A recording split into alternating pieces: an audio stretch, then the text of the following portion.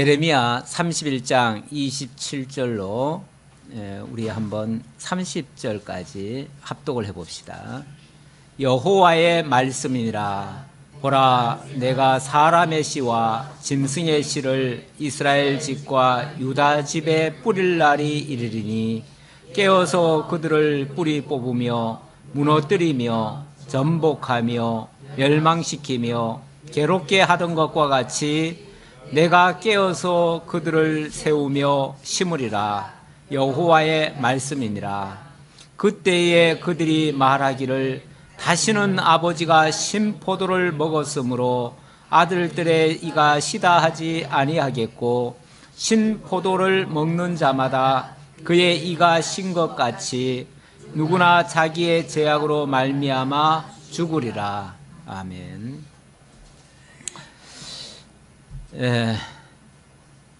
여호와께서 말씀하시기를 내가 사람의 씨와 짐승의 씨를 이스라엘 집과 유다 집에 뿌릴 날이 이를 것이다. 사람의 씨, 짐승의 씨. 이것 때문에 요즘 재미 보는 데가 있어요. 어디 같아요? 신천지가 이 말씀 가지고 굉장히 재미를 보고 있어요. 아주 그 사람들의 주장을 듣다 보면 진짜 그럴듯해요. 여기 사람의 씨와 짐승의 씨를 뿌릴 날이 온대요. 사람의 씨가 뭐죠? 짐승의 씨는요? 여기는 도무지 들어보신 적이 없는 뭐 사람의 씨는 신천지의 주장에 의하면 새로운 사람의 어른, 씨는 곧 말씀이고, 성경에 보면 왜 씨는 말씀이다 뭐 이런 표현이 있죠. 특히 이제 마태복음에 보면 씨 뿌리는 비유하면서 씨는 곧 말씀이니 이렇게 얘기를 합니다.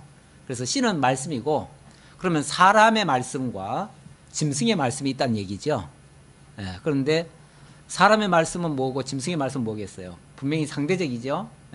그러면은 사람의 짐승의 말에 비하면은 사람의 말은 제대로 된 거죠.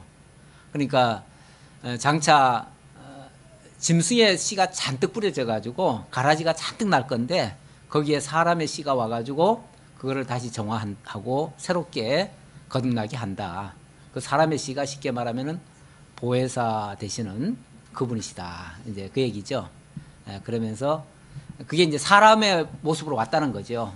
그래서 결국 이만이라는 사람이 자기가 사람의 씨로 우리에게 나타나셨다. 그래서 사람의 씨를 뿌려서 짐승의 씨앗 속에 있던 자들을 다 거듭나게 한다.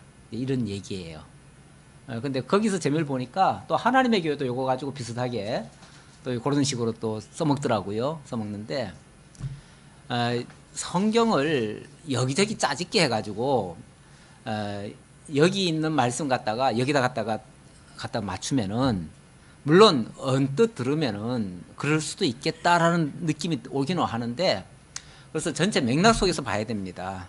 특히 예레미야라고 하는 전체 속에서 봐야 되고, 성경 전체 원리 속에서 또 봐야 돼요. 원리 속에 봐야 되는데, 이 예레미야가 지금까지 무슨 얘기했습니까?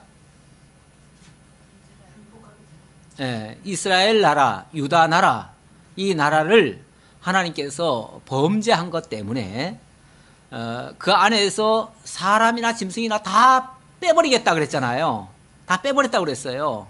그러니까 이제 때가 되면은 이제 이스라엘 나라가 망할 거예요. 이미 북이스라엘은 망했고 남유다도 망할 거예요. 망하면은 여기에 백성들이 다 뽑혀가지고 먼 나라 바벨론까지 다 포로 잡혀갈 거예요. 그러면 여기는 텅텅 비는 곳이 돼버려요. 텅텅 비고 땅도 그냥 황무지가 돼버려요. 아무도 개간하는 자도 없어요. 개간하는 자가 없으니까 땅이 그냥 묵혀지거든요. 그런 상황이 오랫동안 지속이 될 겁니다. 앞으로 한 70년이 그렇게 될 겁니다. 되고 나서 지금 이 시점은 무슨 얘기죠? 31장은 회복 이야기예요. 회복을 하려니까 그렇게 다 뽑혀갔던, 지금까지 계속 뽑혀간다 그랬는데, 뽑혀간 자들이 어떻게 될까요? 다시 돌아오지요. 다시 돌아오면 이 황무지 속에 다시 사람들이 들어와서 또 살게 된다 그 말이에요. 그리고 그러면 사람들이 들어와서 살면 짐승도 같이 사람들이 같이 들어와서 또 살게 돼요. 그러면 다시 예전에 그 흥왕했던 그 번성했던 그 나라를 다시 회복하고 그리고 이제 온전한 이스라엘 나라로 회복될 거다. 그 얘기예요. 여기다가 자꾸 무슨 영적인 해석까지 뭐 가해가면서 다른 어떤 것까지 갖다가 덧붙이면은 이상한 해석이 나오고 말아요. 네, 전혀 그거는 아니고요. 이건 그냥 회복 얘기예요. 전체 줄거리가 그렇잖아요. 흐름이 그렇죠. 다만 다시 돌아올 때는 이전 과거의 단순 회복이 아니다. 다시 예를 들어서 그 이전에 있었던 그 모습 그대로의 회복이 아니라 이제 새로운 형태의 사람도 들어오고 새로운 형태의 짐승도 들어오고 그렇게 해서 이전에 율법 아래에서 종로로 타면서 어쩔 수 없이 범죄하면서 살았던 그 모습이 아니라 이제는 정말로 하나님 깨달아 알고 하나님 경외하는 백성으로 이제 탈바꿈이 되어서 회복될 거다 그 말이죠. 그러니까 단순 회복이 아니라 새 창조된 변화된 회복. 그러니까 하나님이 원하셨던 과거 옛사람에게서 아니라 이제 새 사람으로서의 회복 이걸 하시겠다. 자, 새 사람으로서의 회복이 되어지면 과거 율법 아래에서는 다 뭐가 됐죠? 죄로 말미암아 다 범죄할 수밖에 없었고 다 죽을 수밖에 없었고 그래서 그 죄가 어찌 보면 대물림처럼 유전처럼 계속 내려왔어요. 그리고 이스라엘 민족적으로 계속 이어져 내려왔어요. 이건 어떻게 보면 그 커다란 굴레를 도저히 벗어날 수가 없는 상황이었어요. 그들이 어떻게 보면 운명 같은 것이었어요. 그런데 이제 새로 돌아올 때는 하나님께서 각 사람의 마음 속에 과거 율법이 아니라 신비에다가 새로운 법을 새겨 넣어 주어 가지고 그 새 계명에 의해서 새로운 언약에 의해서 그들이 이제는 하나님을 깨달아 알고 하나님 경외하면서 하나님을 섬기는 마음으로 돌아올 것이다. 그래서 과거의 이름 이스라엘이라고 하는 이름은 같은데 사람은 근본적으로 바뀌어질 것이다. 그래서 새로운 사람으로 바뀌어질 것이다. 그렇게 되어지면 과거의 죄가 그대로 유전이 되는 게 아니고 이제는 완전히 단절이 되어지고 과거의 죄에서부터는 끊어지고 이제 영적으로 새로운 사람으로 변화된 사람으로 하나님의 사람으로 탈바꿈이 되어진다. 그래서 과거에 예를 들어서 아버지가 이런 범죄해가지고 율법에 의해서 정죄를 당해서 그래서 죄인이 됐는데 아들도 그러면 똑같은 죄인인가? 아니다. 여기서부터는 그게 아니고 이제부터는 하나님을 경외함으로 각자가 하나님 경외함으로 하나님 앞에 새롭고 의로운 사람으로 다시 설 수 있다. 그래서 그 죄가 그대로 이어지지 않는다는 의미에서 아까 무슨 얘기했습니까?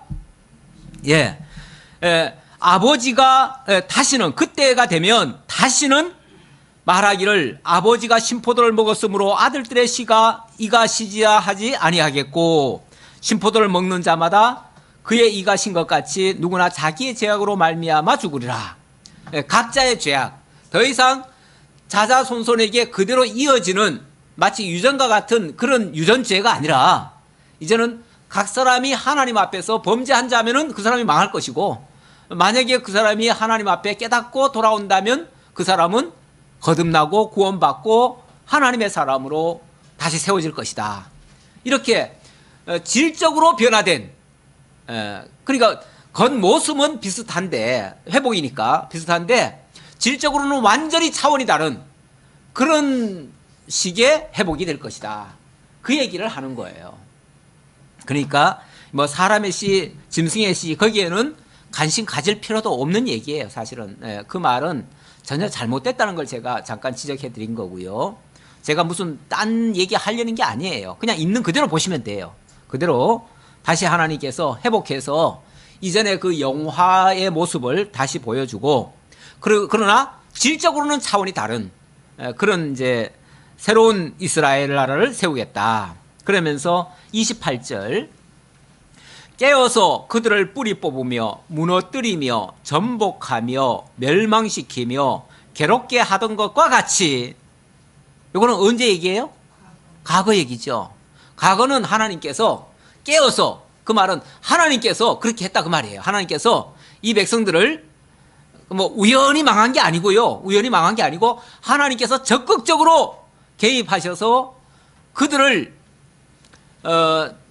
뭔가를 변화시키려고 하나님께서 계획적이고 의도적으로 그들을 뿌리 뽑았대요. 뿌리 뽑고 무너뜨리고 전복하고 멸망시키며 괴롭게 했었다. 내가 그렇게 했다. 내가 깨어서 그렇게 했다.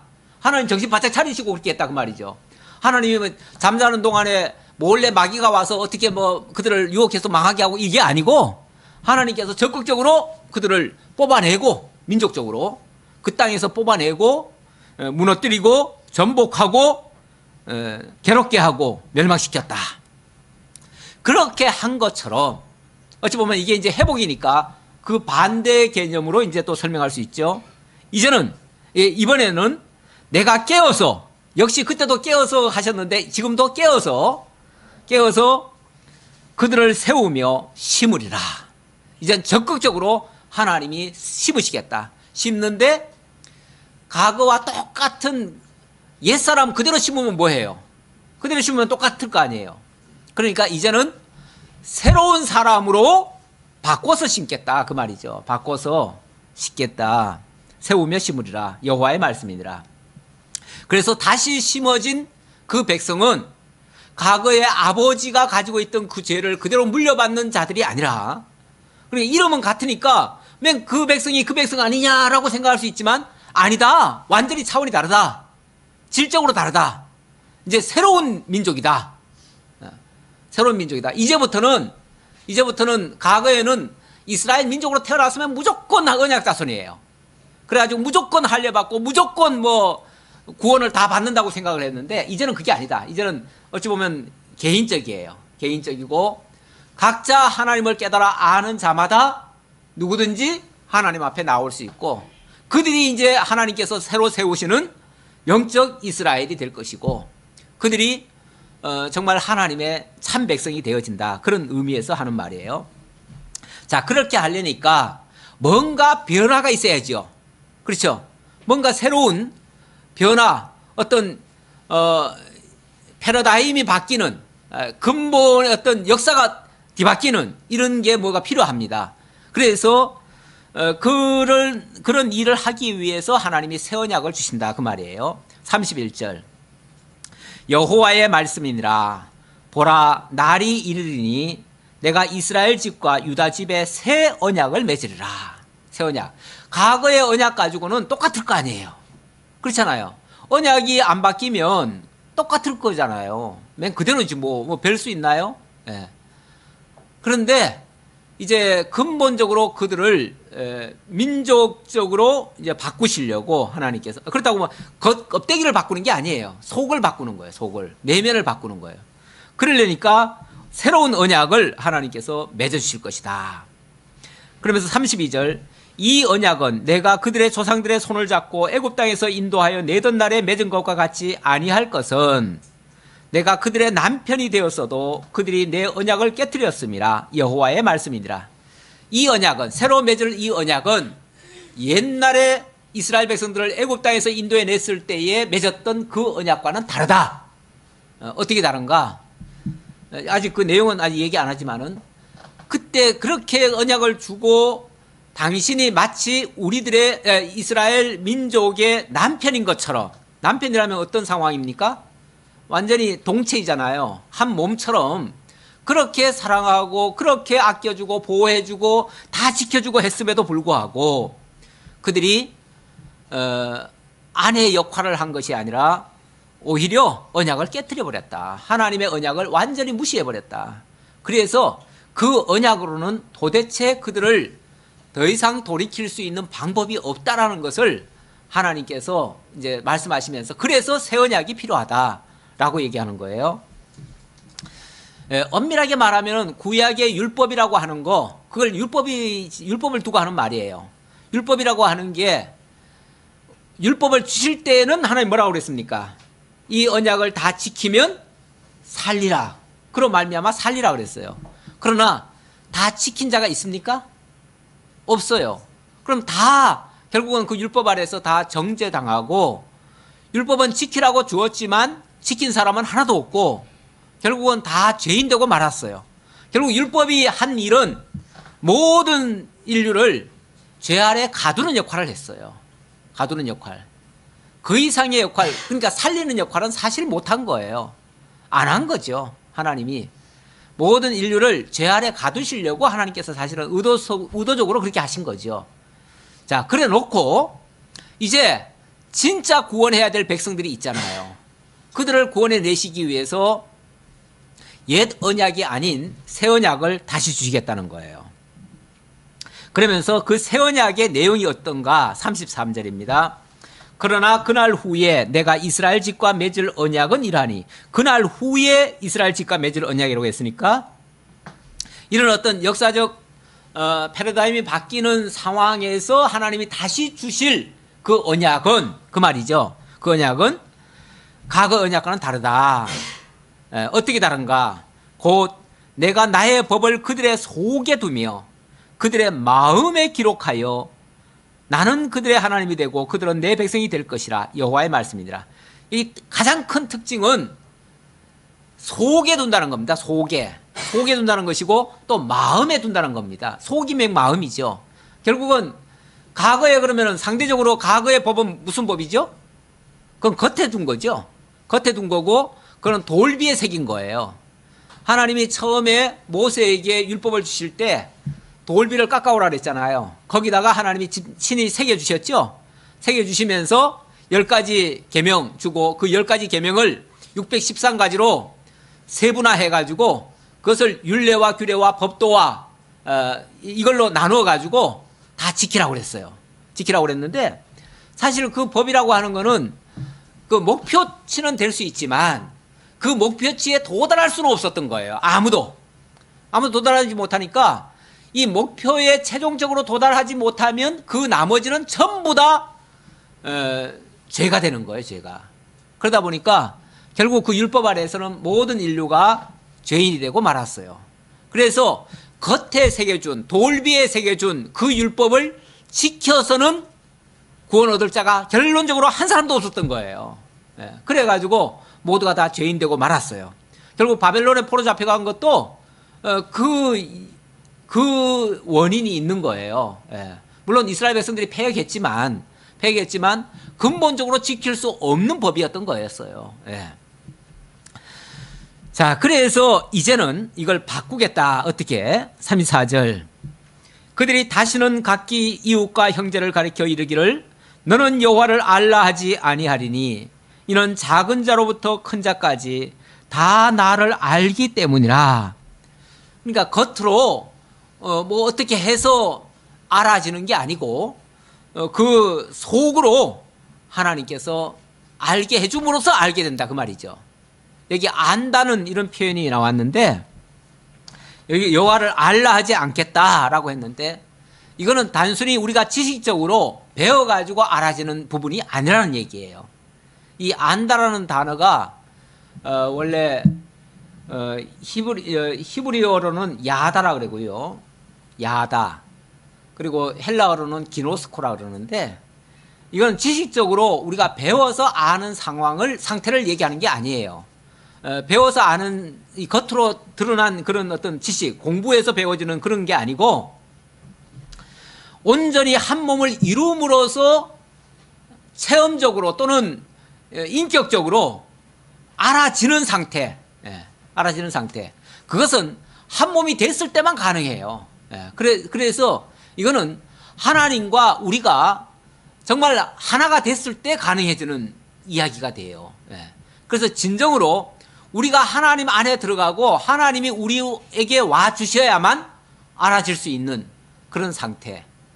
그걸 진짜 기노스코라고 할 수 있는데 우리 신약 성경에 보면 하나님이 창세전 그리스도 안에서 우리를 아셨다라고 그랬어요. 아셨다. 미리 아신 자들로 택해 주셨다. 이런 표현도 있어요. 로마서 8장에 보면 하나님이 미리 아신 자들로 미리 택하셨으니 이렇게 해요. 거기 미리 아셨다는 거는 언제부터 아셨다는 거예요? 이미 창세 전부터 아셨다는 거예요. 창세 전부터 우리를 아셨다. 그거는 하나님의 의식 속에 있었다는 얘기고, 하나님의 생각 속에, 하나님의 어떻게 보면 몸 속에 우리가 이미 그 안에 있었다라는 얘기나 마찬가지예요. 그렇게 하나님이 아셨다.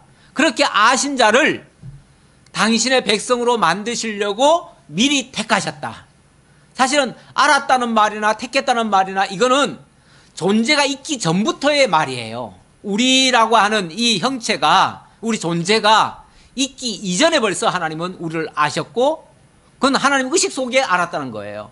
그리고 하나님 계획 속에 택하셨고, 그리고 역사 가운데 우리를 있게 하시고 존재케 하시고, 그리고 결국은 우리로 하여금 그분을 깨달아 알고 그분을 믿고 경외하도록 만들어 가신다는 거죠. 그러니까 뭐 어찌 보면 우리가 하나님의 택한 백성이 되고 하나님을 믿고 하나님의 구원을 받고 하나님 나라의 백성이 되는 것은 엄밀하게 말하면 우리의 그 의지나 우리의 생각이나 우리의 어떤 계획이나 우리의 열심이나 이런 게 지금 개입돼서 이루어지는 게 아니에요. 그 이전에 벌써 하나님의 큰 계획 속에 있었기 때문에 우리가 미리 안 바가 되고 택한 바가 되고, 그래서 하나님의 부르심을 받은 바 되고, 그리고 거듭나 우리 깨달아 알아서 믿음으로 신앙 고백하게 되어지고, 그래서 구원에 이르는 이런 상태가 되어지죠. 예, 이런 이야기를, 이런 과정을 뭐라고 그러냐면은 구원의 서정이라고 그러는데요. 예, 구원의 서정에 보면은 지금까지 일반 그 신학에서는 구원의 서정을 어떻게 얘기하냐면은 하나님이 우리를 부르신대요. 이걸 이제 소명이라고 그러는데, 하나님 부르셨다. 소명을 하면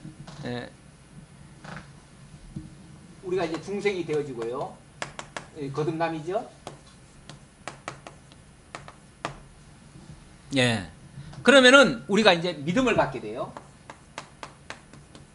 믿음을 갖게 되고, 믿음을 가지면은 믿는 사람이 내가 죄인임을 고백하게 돼요. 그래서 회심이 되어진다. 회심을 해서 내가 죄인임을 고백하면 하나님께서 죄사함, 그리고 의롭다 칭해주는 죄사함, 칭의, 이렇게 되겠죠. 그렇게 되어지면 하나님의 아들, 양자의 영을 받아서 우리가 하나님의 아들로 인정을 받게 돼요. 하나님의 아들이 되어지면 그 다음에 하나님께서 우리를 성화시켜 가신다. 거룩하게 만들어 가신다는 거죠. 성화시켜 가셔서 마지막 궁극점에 가면 이제 견인하고 마지막 영화에 이제 도달하게 된다는 거죠. 우리를 영화롭게 한다는 거죠. 자, 이런 과정으로 하나님이 우리를 구원해 가신다, 이렇게 얘기를 하는데, 우리 성경적으로 말하면은 성경에서는 하나님이 미리 아신 자, 미리 아심, 이거는 하나님이 창세전 그리스도 안에서 사랑 가운데, 사랑으로 하나님이 왜 우리가 야고보서에 보면은, 야고보서가 아니라 요한일서에 보면 하나님은 사랑이시라 이렇게 하잖아요. 하나님의 근본 속성의 가장 큰 속성 중에 하나가 사랑이에요. 사랑이시라서, 사랑은 사랑의 대상이 필요하잖아요. 사랑할 대상이 있어야 그 사랑이 있을 필요가 있는 건데, 그 사랑의 대상을 하나님이 미리 아신다는 거죠. 이거 사랑의 대상으로 우리를 미리 아셨다, 그 말이고, 그래서 미리 아신 자들을 미리 택정하셔요. 택정 또는 뭐 예정이라고도 하지요. 미리 아신 자들을 예정하셔요.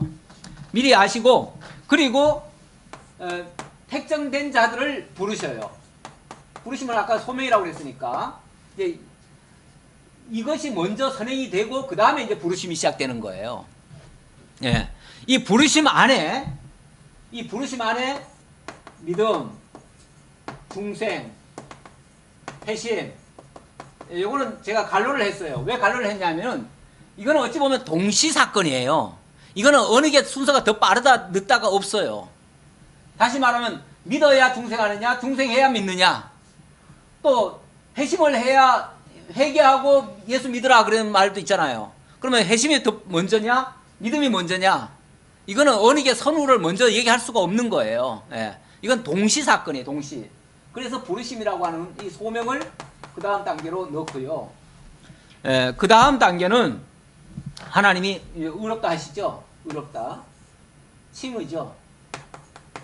칭이고 이게 바로 제사함입니다. 자, 그리고 나서 영화롭게 해가십니다. 자, 어떻게 보면 좀 영화롭게 하시고, 영화롭게 하는 과정에 이제 견인이라는 게 있죠. 견인해서 영화롭게 하시는 거죠. 자, 어찌 보면 제가 지금 이 성경에서 말하고 있는 그 논리적 순서대로 구원의 서정을 얘기하면 이게 조금 더 단순한 것 같지만은 사실은 영원 전에 하나님의 계획에서부터 출발을 해요. 그런데 일반적으로는 하나님의 계획이 없어요. 그렇죠? 그렇잖아요. 하나님의 예정, 계획 이런 게 없잖아요. 그런 게 없고 부르심부터 시작하잖아요. 이거는 역사 가운데 나타난 이 현재 상태에서 얘기를 한 거예요. 근데 이렇게 되면은 부르심에 답을 하고 믿음을 갖고 회심하는 거는 다 내가 해야 되는 것처럼 이런 결론이 나올 수가 있어요. 근데 내가 먼저 하기 전에 하나님 먼저 아시고 먼저 택정하셔야 이게 가능하다는 게 성경의 근본 원리예요. 그래서 이런 원리를 먼저 말씀드리고, 자, 오늘 본문에 그 얘기가 나와서 그래요. 그들이 다시는 각기 이웃과 형제를 가리켜 이르기를 너는 여호와를 알라 하지 아니하리니 이는 작은 자로부터 큰 자까지 다 나를 알기 때문이라. 큰 자까지 다 나를 알기 때문이라. 뭐 이 말은 그러면 자칫 들으면은 그럼 뭐 하나님 누구나 다 아는 거니까 뭐 전할 필요도 없네, 가르칠 필요도 없네, 또 혹시 이렇게 말할지 모르겠어요. 예. 요한 1서에서도 보면 하나님께로부터 기름 부음을 받은 자는 뭐 이렇게 이런 식으로 얘기해 가지고 다시 뭐 그 부분에 대해서 우리가 이제 뭐 배워서 아는 차원이 아니라는 얘기를 그렇게 하고 있어요. 예, 그래서 이거는 성령의 역사임을 강조를 합니다.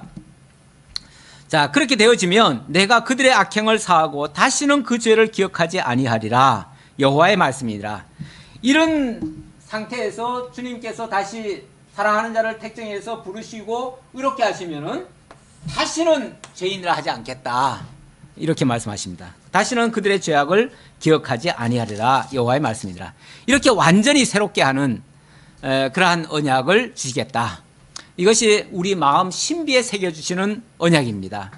오늘날 신약 성도들은 사실은 이 언약에 근거해서 우리가 지금 신앙을 하는 겁니다. 이 언약이 아니라면 우리가 예수를 믿지도 못하고요, 알지도 못하고요.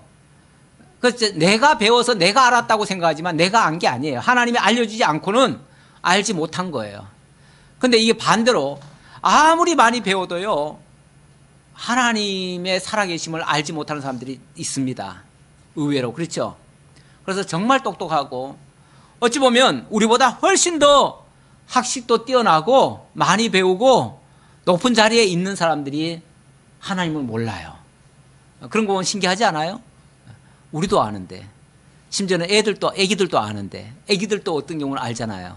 우리 주일학교 애들한테 하나님 누구시냐고 하면 여호와라 그러고, 여호와는 무슨 뜻이냐 그러면은 언약대로 이루시는 자라 그러고, 뭐 알 건 다 알아요. 그러니까 그 아이들이 물론 뭐 배워서 아는 거 아니냐라고 할 수 있지만 배운다고 알아지는 것만이 아니라 그 말이에요. 오히려 하나님께서 택하시고 그렇게 변화시켜 주셨기 때문에, 중생시켜 주셨기 때문에 믿음이란 걸 갖게 됐고, 믿음을 갖게 되니까 알게 되더라 그 말이죠. 사실은 알게 돼서 믿어졌다고도 할 수 있죠. 네. 35절입니다. 35절로부터 40절까지 이제 다시 회복하시게 되면, 그러니까 지금 이야기는 회복에 대한 이야기예요. 다시 회복하게 되어지면 회복됐을 때 다시 세워질 그 성읍은 어떤 성읍인가? 장차 건축된 성은 다시는 뽑히지 않을 것이라고 약속하시는 장면입니다. 여호와께서 이와 같이 말씀하셨느니라. 그는 해를 낮의 빛으로 주셨고 달과 별들을 밤의 빛으로 정하셨고 바다를 뒤흔들어 그 파도로 소리치게 하나니 그의 이름은 만군의 여호와니라. 만군의 여호와란 말은 온 천하 모든 힘 있는 자들을 다 다스리는 자라는 얘기예요. 다스리는 그 모든 군대 대장이시라는 얘기잖아요. 예. 그런 분이시다. 그러니까 낮도 저 해를 가지고 낮을 주관하게 만들고 달과 별들을 가지고 밤을 주관하게 만들고, 그러니까 모든 이 세상의 삼라만상을 다 주관하시고 다스리시는 분이시다. 그런 얘기예요. 그런 분이 회복해 가신다. 그러니까 지금 이 만군이라는 말을 굳이 넣은 이유는요, 지금 굉장히 거대한 세력이 지금 이스라엘을 침략해 왔잖아요. 그리고 이스라엘 지금 지배할 거 아니에요. 이건 물론 먼 미래 얘기지만은, 자, 그렇게 할지라도 하나님께서 그보다 더 강하신 군대 대장으로서 모든 걸 다 동원해 가지고 그 모든 것들을 다 물리치고 회복해 주실 것이다. 그걸 강조하려고 하는 말이죠. 이 법도가 내 앞에서 패할진대 이스라엘 자손도 내 앞에서 끊어져 영원히 나라가 되지 못하리라. 이거는 부정의 부정이죠. 예. 이렇게 된다는 말이 아니라 이 법도가 만약에 내가 지금 이렇게 제정하는 이 법도가 만약에 내 앞에서 폐해진다면, 그렇다면 이스라엘 나라도 영원히 세워지지 않을 것이다 라고 했는데, 이거는 부정을 하기 위해서 그래요. 강한 부정, 부정의 부정은 강한 긍정이거든요. 그러니까 강한 긍정을 하기 위해서 다시 말하면 이 법은 절대로 다시 폐해지지 않는다. 이 법이 영원토록 지킬 법이고, 따라서 이 법이 있는 한은 하나님이 다시 회복할 그 나라는 영원할 것이다. 그 얘기를 하는 거죠. 그걸 강조하기 위해서 강조법으로 부정의 부정을 하는 거죠. 그러면서 여호와께서 이와 같이 말씀하시니라. 위에 있는 하늘을 측량할 수 있으며 밑에 있는 땅의 기초를 탐지할 수 있다면, 이것도 마찬가지예요.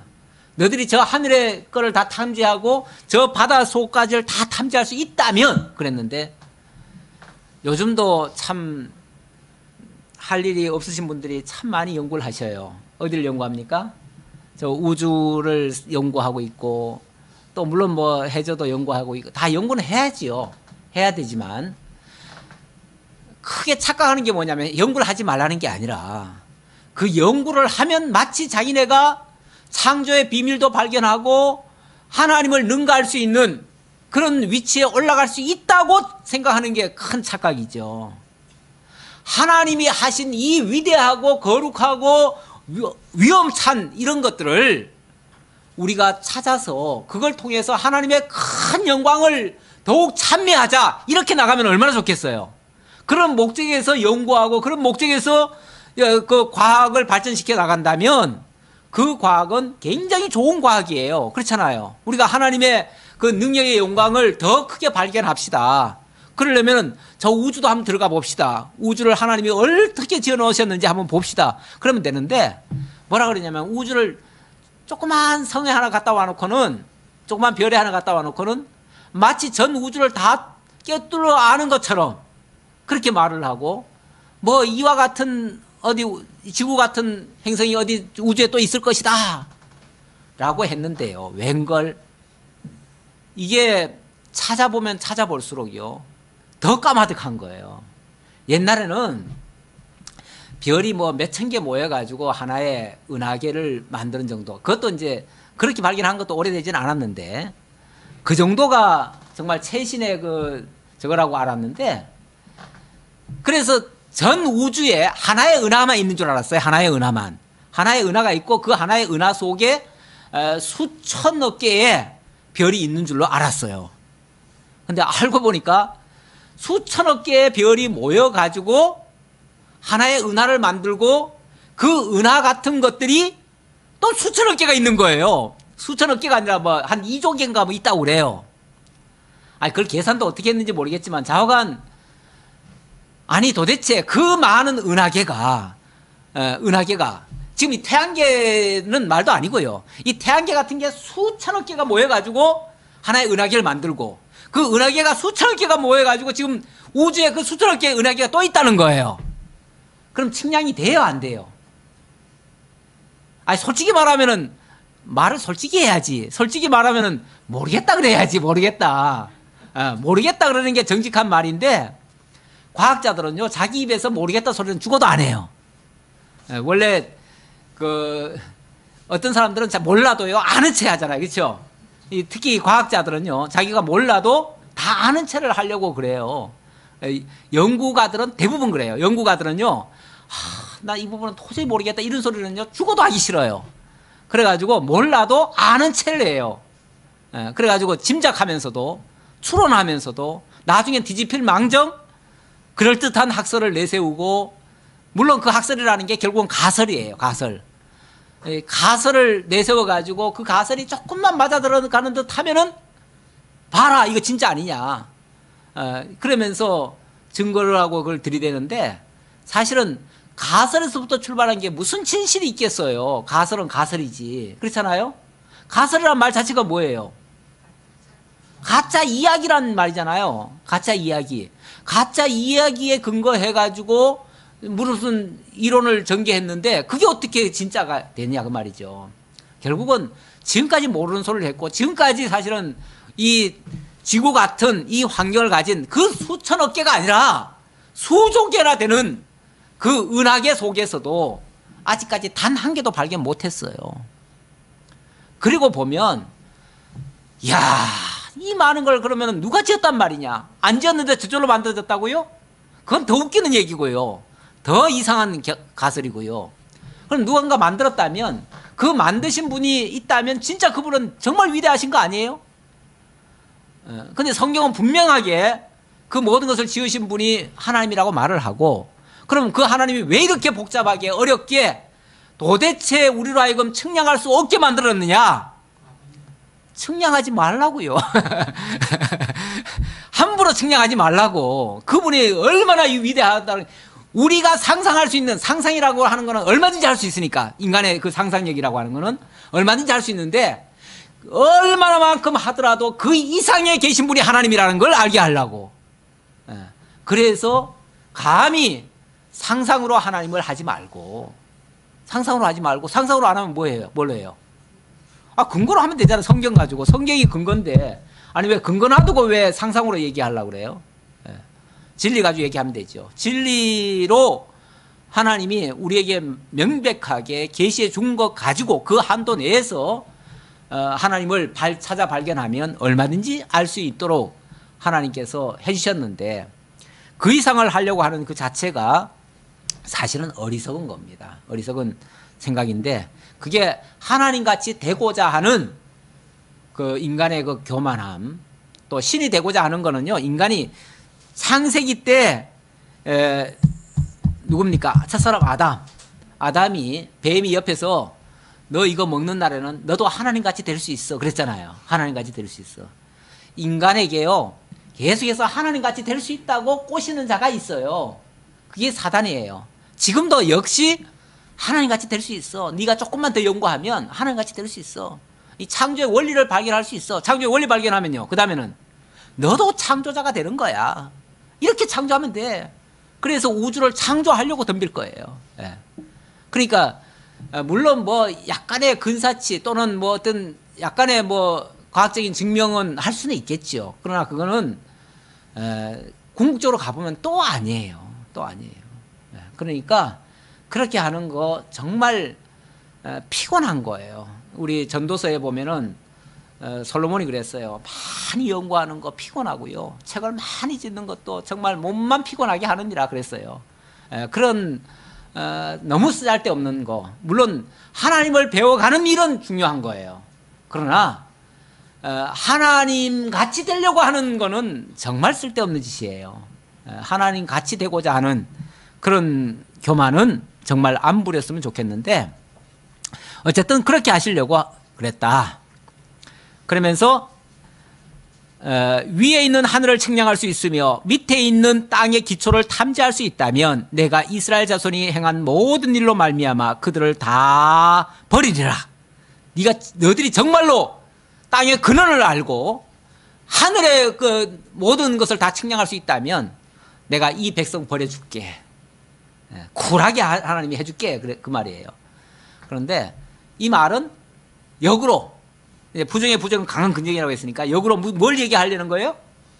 내가 이 민족 다시 회복한 이스라엘, 영적 이스라엘이죠. 다시 회복한 이스라엘은 새 언약의 근거에서 언약 백성이 되는 거니까 영적 이스라엘이에요. 그 영적 이스라엘은 영원히 버리지 않겠다 그 말이에요.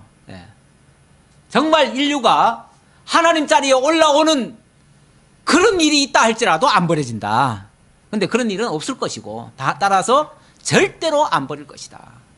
절대로 하나님이 정한 하나님의 나라와 그의 의는 영원토록 이루어질 것이다 라는 것을 강력하게 강조하는 말이에요. 자, 38절입니다. 보라, 날이 이르리니 이 성은 하나넬 망대로부터 모퉁이에 이르기까지 여호와를 위하여 건축될 것이라. 여호와의 말씀이니라. 청량줄이 곧게 가렙 언덕 밑에 이르고 고아로 돌아 시체와 제의 모든 골짜기와 기드론 시내에 이르는 모든 고지 곧 동쪽 마문의 모퉁이에 이르기까지 여호와의 거룩한 곳이니라. 영원히 다시는 뽑거나 전복하지 못할 것이니라. 그러면서 이제 어떤 상징적으로 한 지역을 이렇게 정해가지고 하나넬에 쉽게 말하면은 그 망대인가요? 그 하나넬의 망대로부터 시작해서 저 마문, 동쪽 끝에 마문까지, 그 마문이라고 하는 것은 말이 드나드는 그곳까지 그 얘기예요. 그곳까지에 다시 돌아와서 그 성읍을 짓고 그 성읍이 다시는 무너지지 않도록 내가 지켜주마, 이런 말씀을 하셨어요. 그거는 진짜 다시 세워지는 그 성읍이 영원해진다는 말보다는 그거는 이제 하나의 증표로서 그렇게 하겠다는 거예요. 증표로서 그렇게 하겠다는 것이고, 실제로는 아까도 얘기했듯이 껍데기 보호해 주겠다는 말이 아니에요. 껍데기가 아니라 그 내면에 심겨진 그 언약에 의해서 영적으로 거듭난 하나님의 백성들을 영원토록 하나님께서 책임져 주겠다, 그런 뜻으로 한 말이에요. 그래서 이 언약은, 이 새 언약은 바로 오늘날 신약 성도들 우리에게도 해당돼요. 우리도 이제는 과거 우리 조상들의 죄를 짊어지고 그 대를 이어가지고 그 죄 때문에 우리가 지옥 가고 이런 차원이 아니고요. 이제는 그것과는 단절이 돼요. 아까 아버지가 포도 먹었어도 아들이 이가 실 이유가 없다 한 것처럼 이제 더 이상 조상의 죄를 물려받아가지고 우리가 그것 때문에 벌받는 차원은 아니고요. 각자 하나님 앞에서 거듭난 영으로 말미암아 하나님의 사람이 되어지고 하나님의 나라를 유업으로 받게 될 것이다. 이 우리가 물려받는 이 성읍은 영원히 없어지지 아니할 것이다. 이런 약속의 말씀이에요. 32장으로 넘어갑니다. 32장 1절로 5절에 예루살렘이 드디어, 자, 지금 앞에 말한 거는요, 이게 진짜 뭐 지금 뭐 회복 때에 이 말을 하는 게 아니고요, 먼 미래에 회복시켜 준다는 얘기잖아, 그렇죠? 근데 현실은요, 현실은 지금 이스라엘이 지금 문을 닫는 상황이에요. 그러니까 이걸 이제 헷갈리시면 안 돼요. 지금 상황은 지금 이스라엘이 지금 패망을 당하는 입장이고요. 하나님은 이스라엘을 지금 문 닫으시면서 먼 미래에 너희들 다시 회복해서 이렇게 해줄 거야, 그 말이잖아요. 그러니까 얼른 들으면요, 뭐야, 하나님 우리는 뭐 다시는 망하지 않게 하시고 뭐 회복해 준다더니 이건 뭐야, 지금 바벨론이 와가지고 우리를 집어삼키네? 우리는 꼼짝없이 다 지금 죽고 있네? 그러니까 이거에 대한 어떤 굉장한 괴리감이 있어요. 그러니까 이거를 지금 당장 이루어지는 것처럼 이해를 해버리면은 앞뒤가 전혀 안 맞는 얘기예요. 안 맞는 얘기인데, 하나님은 분명히 70년 후에 그렇게 할 거다라고 얘기를 했고, 지금은 그래서 내가 너희들을 뽑아내고 전복시키고 멸망시키고 그렇게 고통을 받게 하겠다라고까지 말씀을 하셨어요. 그래서 지금은 고통 속으로 들어가는 중입니다. 32절, 32장 드디어 현실적으로 고통을 받는 장면입니다. 유다의 시드기야 왕 10째 해, 곧 느부갓네살 18째 해에 여호와의 말씀이 예레미야에게 임하니라. 시드기야 왕 10째 해니까 시드기야 왕 10년째니까 시드기야 왕 14년째인가요? 12년째인가요? 자관 이제 얼마 안 남았어요. 곧 패망이 얼마 안 남았어요. 예루살렘이 이제 포위되어지고 그때부터 이제 압박을 받기 시작해요. 압박 받을 때 이제 지금이 이제 압박 받을 때가 돼 버렸어요. 그때 여호와의 말씀이 예레미야에게 임하니라. 그때 바벨론 군대는 예루살렘을 에워싸고 선지자 예레미야는 유다의 왕의 궁중에 있는 시위대 뜰에 갇혔으니 이는 그가 예언하기를 여호와의 말씀에 보라, 내가 이 성을 바벨론 왕의 손에 넘기리니 그가 차지할 것이며 유다 왕 시드기야는 갈대아인의 손에서 벗어나지 못하고 반드시 바벨론 왕의 손에 넘겨진 바 되리니 입이 입을 대하여 말하고 눈이 서로 볼 것이며 그가 시드기야를 바벨론으로 끌어가리니 시드기야는 내가 돌볼 때까지 거기에 있으리라. 여호와께서 이와 같이 말씀하시니라. 너희가 갈대아인과 싸울지라도 승리하지 못하리라 하셨다 하였더니 유다 왕 시드기야가 이르되 내가 어찌하여 이같이 예언하였느냐 하고 그를 가두었습니다. 자, 지금은 나라가 굉장히 혼란한 때입니다. 혼란한 때고 지금 바벨론을 와가지고 성을 에워싸고 있어요. 그리고 항복하라 그러고 있어요. 근데 그 안에서 예레미야는 항복하셔야 됩니다. 이게 하나님의 뜻입니다. 이러고 있어요. 그러니까 시드기야는 화가 나는 거예요. 화가 나니까 어떻게 해요? 저놈 입을 갖다가 입 벌리지 못하도록 잡아 넣어버리라. 그래서 예레미야는 잡혀 들어갔어요. 잡혀 들어갔는데 예레미야는 또 뭐라고까지 얘기하냐면 시드기야 왕이여, 당신이 이제 바벨론으로 끌려가가지고 당신 눈으로 당신 입으로 그 왕을 볼 겁니다. 보고 그 앞에서 목도하고 나중에는 이제 눈도 뽑히는데 어쨌든 끌려가가지고 거기 있다가 끌려갈 것입니다. 이런 식으로 얘기를 해요. 그러니까 얼마나 열받겠어요, 시드기야가. 어찌 보면 시드기야 입장에서 보면은 예레미야는 매국노예요. 그렇잖아요. 나라를 팔아먹으려고 지금 아예 그냥 작당을 하고 지금 덤벼드는 말이나 마찬가지예요. 지금도 만약에 그런 자가 있다면 돌 팔며 맞을 거예요. 지금도. 그렇죠? 예. 지금 나라가 지금 위기 상황에 놓였는데 모두가 다 힘을 합쳐가지고 우리가 함께 적을 무찔러야 됩니다. 이래야 되는데 절대 그러지 말라는 거예요. 지금 적과 싸우지 말아라. 예, 왜냐하면 너희가 갈대아인과 싸울지라도 승리하지 못하리라 이렇게 얘기를 하잖아요. 너들 대항해봤자 너들만 다 죽어. 예, 그러니까 아예 싸울 생각하지 말고 아예 항복해, 그 말이잖아요. 물론 그 말을 하기 전에 먼저 이제 회복까지 얘기를 했지요. 너희들이 이렇게 끌려가고 이렇게 되지만 나중에 이렇게 될 것이다. 그래서 나중에 돌아올 때는 이보다 훨씬 더 낫게 될 것이다. 그러니까 그냥 하나님이 이끌고 가시는 대로 그냥 순복하고 따라가줘라, 항복해라, 이제 그 말인데 사람이요 미래까지를 잘 못 봅니다. 그렇죠? 당장 나한테 이득 주는 사람이 좋지 먼 미래 보자는 사람 겁도 안 난대잖아요. 그런 거는 믿어지지도 않고.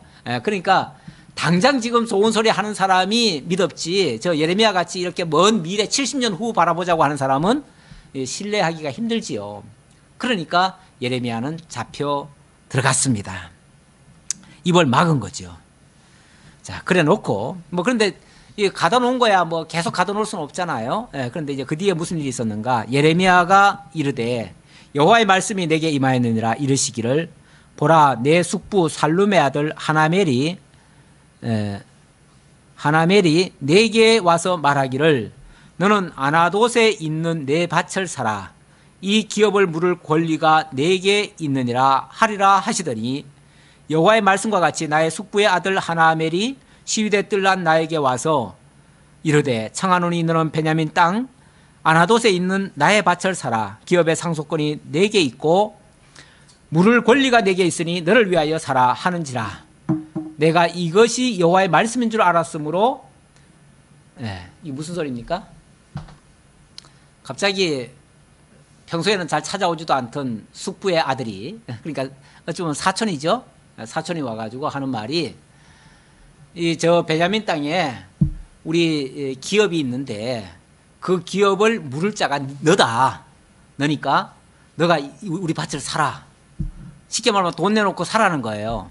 근데 지금 나라가 지금 망하게 생겼는데 그거 사서 뭐 해요? 그렇죠? 아니, 나라가 지금, 아니, 앞뒤가 안 맞잖아요. 지금 나라가 망하게 생겼는데 그거 사면 뭐 해요? 1992년도인가요? 왜 10월 28일 날 그때 휴거 된다고 그랬죠? 휴거 된다 그래가지고 서울에 모 교회 목사님은 휴거 된다고 그날 밤 12시에 주님 오신다고 하얀 소복 입고 전부 다 나와가지고 막 밤새도록 그렇게 막 했잖아요. 하면서 모든 사람들, 교인들 보고는 전부 다 땅 팔고 집 팔고 해가지고 몽땅 다 교회로 가져오라 그랬어요. 진짜 실제로 그렇게 오신 분들이 많아요. 근데 그걸 다 현금 바꿔가지고 뭐 20억을 만들어가지고 통장에 넣어가지고 그 다음 날이면은 비행기 타고 해외로 나르려고 준비하고 있었다 그러더라고요. 그래가지고 잡혔어요. 잡혀서 그 사람 감옥에 들어갔어요. 나중에 조사해 보니까 교인들의 헌금 20억을 갖다가 자기 통장에 넣어가지고 있더래요. 그러니까 겉으로는 아마 교인들한테는 예수님 곧 오신다. 그러니까 예수님 오시면은 여러분들 이거 있으면 이것 때문에 천국 못 갑니다. 그러니까 어떻게 해야 돼요? 이 무거운 짐 다 벗어버려야지. 이거 우리를 지금 붙들고 있는 이런 것들 다 내려놔야죠. 내려놓으면 어떻게 해? 다 팔아가지고 하나님께 바쳐야죠. 그 교인들 보고는 그거 다 바치라 그래놓고 자기는 그거 짓고 나르려고 이런 계획을 세웠는데 지금 예레미야가 어떻게 보면 지금 이 나라 지금 망합니다. 망합니다 해놓고 자기는 뭐예요? 땅 사라고 지금 땅 사라고. 근데 물론 예레미야는 이제 의미가 달라요. 자기가 가지겠다는 겁니까? 그건 아니죠. 그건 아니고 솔직히 나라가 망하면은 땅 가지고 있는 게 좋습니까? 안 좋습니까? 의미 없어요. 빨리 현금 만들어 가지고 해외로 가져가는 게 제일 낫지. 그런데 오히려 있는 돈을 그 땅에다가 투자하라는 거 아니에요. 쉽게 말하면. 그렇죠? 그 조카가 와가지고 사촌이 와가지고 이 땅 네가 이거 사라. 근데 그걸 하나님이 미리 알려줬대요. 이제 하나멜이 와가지고 자기 땅 사라고 할 건데 하나멜의 그 아들이 와서 사라고 할 건데 네 그거 사라. 하나님이 그렇게 말씀해줬어요. 그런데 그 다음날 아니나 다를까 그 시위대 안쪽 뜰까지 찾아온 거예요. 세상에 그 안에 감옥에 갇혀 있을 텐데 거기까지 찾아와가지고 내 땅 사라. 이거 네가 사야 된다. 그러고 있는 거예요. 얼른 같으면 이게 살 입장이 아니죠. 아닌데 어떻게 합니까? 내 숙부의 아들 하나멜의 아나돗에 있는 밭을 사는데 은 17세겔을 달아주되 증서를 써서 봉인하고 이걸 삽니다. 사는데 몰래 자기가 가지려고 튀려고 하는 게 아니고 모든 사람 증인 다 세워놓고 모든 사람 보는 앞에서 그것을 은을 저울에 달아주고 법과 규례대로 봉인하고 봉인하지 아니한 매매 증서를 내가 가지고 나의 숙부의 아들 하나멜과 매매 증서의 인친 증인 앞과 시위대 뜰에 앉아있는 유다 모든 사람 앞에서 그 매매 증서를 마시아의 손자 네리야의 아들 바룩에게 붙이며 이 바룩은 이 예레미야의 사실은 종이죠. 신복이에요. 신복이면서 이 예레미야서를 예레미야도 기록을 일부 했지만은 바룩이 많이 기록을 했어요. 바룩이 따라다니면서 이 내용을 많이 기록을 했어요. 그래서 어찌 보면 이건 예레미야와 바룩의 공저자죠. 공저자인데 그래도 대표자가 예레미야이기 때문에 그냥 예레미야서라고 하는 거예요. 그래서 어쨌든 예레미야가 쓴 글은요 여러 번 불태워졌어요. 불태워졌는데 나중에 바룩이 그것을 다시 또 이렇게 그걸 또 다시 필사를 합니다. 필사를 해가지고 쉽게 말하면 복사본을 남겨놨던 거죠. 남겨놨다가 나중에 또 다시 복사를 하고 이렇게 한 거죠. 그렇게 해서 우리한테까지 전달이 됐는데 이렇게 해서 그 증표로 바룩에게 그것을 공증을 시켜놓은 거예요. 쉽게 말하면 공증을 시켜놓고 뭐 하자는 거예요? 예. 나중에 이 땅에 반드시 돌아온다. 그리고 나중에 반드시 이 땅을 이제 우리가 이제 주인이 돼 가지고 우리가 이 땅을 사고 팔고 할 것이다. 그걸 이제 확인시켜 주려는 거예요. 이거는 예레미야가 도망가려고 그러는 게 아니라 이 땅이 하나님의 약속된 땅임을 다시 한번 강조하려는 거죠. 설령 나라는 망할지라도 절대 내면적으로 사라지거나 없어지거나 물거품 되는 거 아니다. 그걸 강조하려는 거죠. 네. 그들의 앞에서 바룩에게 명령하여 이르되 만군의 여호와 이스라엘의 하나님께서 이와 같이 말씀하시기를 너는 이 증서 곧 봉인하고 봉인하지 않은 매매 증서를 가지고 토기에 담아 오랫동안 보존하게 하라. 만군의 여호와 이스라엘의 하나님께서 이와 같이 말씀하시니라. 사람이 이 땅에서 집과 밭과 포도원을 다시 사게 되리라 하셨다 하니라. 예, 그러니까 반드시 이 땅 나중에 매매할 수 있고 그때 가면은 이게 정말 제 값을 받을 수 있고 효력이 있고 뭐 부동산 투기하는 게 아니라 이제 하나님이 반드시 이 땅을 안 버리신다. 다시 회복하신다. 그러니까 그 소유를 잘 유지해라. 이제 그런 식으로 이제 얘기한 거죠. 안 그러면요 나라가 지금 뺏기는 상황이에요. 뺏기는 상황인데 절망할 거 아니에요. 뺏기고 다시는 회복할 수 없다고 생각하면. 왜냐하면 사람들이 막 극렬 저항하는 이유는요 뺏기면 그만이라고 생각하니까 안 뺏기려고 발버둥 치는 거거든요. 근데 뺏겨도 네가 지금 가져가도 다 내 거야 라고 생각하면 어때요? 세월만 좀 지나면 다 돌아오게 돼 있어. 그러면 걱정할 필요가 없는 거죠. 그런 상황이죠. 16절입니다. 16절로 25절. 근데 예레미야도 맹사람인데 이걸 어떻게 그냥 그렇게 다 감사함으로만 받겠어요. 오늘 오전에는 시험을 봤거든 기쁘게 여기라 그랬는데 어떻게 이 현실이 그렇게 기쁘기만 하겠어요. 그러니까 예레미야도 이러한 현실을 맞이한 자기 입으로는 분명히 항복하라. 그리고 이 땅은 반드시 돌아온다. 그리고 나도 이거를 나중에 돌아온다는 걸 확인하기 때문에 내가 이 땅을 사놓는다. 이렇게 얘기를 하지만은 뻔연히 지금 뺏기잖아요. 다 그렇죠. 물론 그걸 단지에다 담아가지고 그 증서를 어디다가 이제 숨겨놓겠죠. 그리고 이제 몇십 년 후에 그걸 다시 이제 캐보겠죠. 그러면 이제 이 말씀이 그대로 이루어졌다는 걸 나중에 확인을 하겠지만, 솔직히 우리가 100년 살지 못하는 인생인데, 먼 미래 보자는 게 힘들어요, 우리가. 그렇죠? 그거 견디기가 힘들어요. 그러니까 여전히 현실은 까마득하고 탄식이 나오지요. 그래서 예레미야도 탄식하는 장면입니다. 하나님은 분명한 증표를 주었지만, 회복에 대한 증서까지 주었지만, 그래도 여전히 우러나오는 탄식은 탄식인 거예요. 고통스러운 거예요. 그러니까 괴로움은 괴롭다고 호소하는 거예요. 예레미야라고 무슨 별 수 있습니까? 예레미야라고 용 빼는 재주가 있는 게 아니에요. 예레미야도 똑같은 인간이에요. 그러니까 슬플 때는 같이 슬프고 애통할 때는 같이 애통하는 거예요. 다만 하나님의 뜻이 그렇다니까 그냥 그렇게 전할 뿐이지 여전히 고통은 백성들과 똑같이 느껴요. 그래서 이 맞이한 이 현실에 대해서 굉장히 탄식을 합니다. 그 탄식하는 장면이 16절부터예요. 내가 매매 증서를 네리야의 아들 바룩에게 넘겨준 뒤에 여호와께서 기도하여 이르되 슬프도소이다. 주 여호와여 주께서 큰 능력과 시간이 이렇게 됐어요? 오늘 여기까지 해야 되겠네. 15절까지만 합시다. 15절까지 하고 기도하겠습니다. 아버지 하나님 감사합니다. 우리 하나님께서 베푸시는 은혜가 너무나 크고 감사합니다.